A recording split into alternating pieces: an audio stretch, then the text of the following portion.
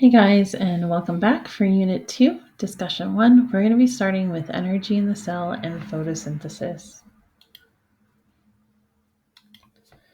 So cellular respiration is our process through which cells gain the energy that they need to live, and this is performed by producers and consumers.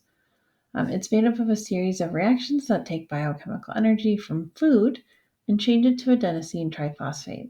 And this occurs in the mitochondria. Now, we are not going to deep dive into this today, but we are going to come back to it. So put a pin in it and we will definitely return to respiration. Adenosine triphosphate, or ATP as it's often known, is a universal energy carrying molecule. It's used in active transport, muscle contraction, and cell signaling, among many, many other things.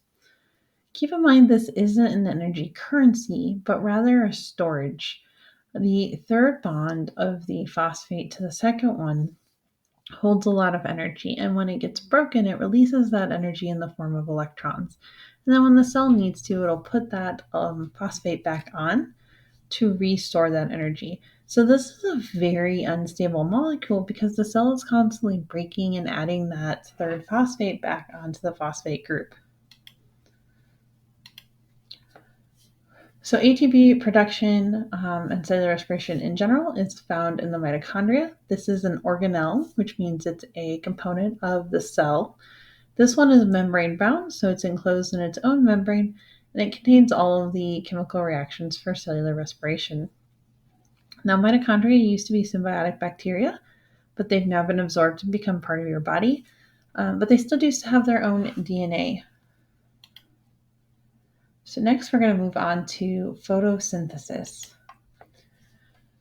Photosynthesis is the process through which plants take light energy, carbon dioxide, and water, and convert it to oxygen and sugar, specifically glucose.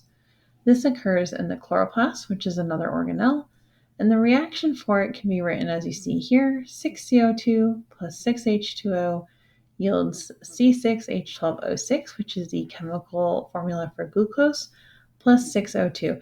Now you'll notice there's a light above the arrow, and this technically means in the presence of light energy, but you can also just put light on the left side with the other reactants too.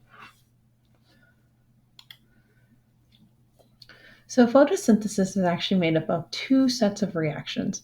You have your light-dependent phase, where light energy gets converted to chemical energy, which occurs in the thylakoid membrane of the chloroplast and requires light to proceed.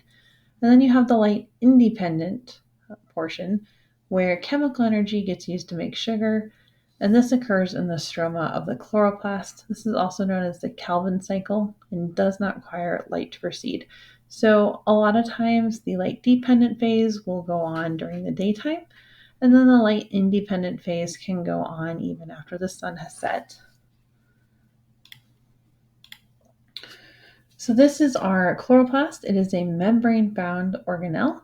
It contains the chemical reactions for photosynthesis. And then much like the mitochondria, this used to be a symbiotic bacteria, and it does still have its own DNA. All right, guys, thanks for hanging in there. Next time, we are going to tackle a deeper dive into cellular respiration.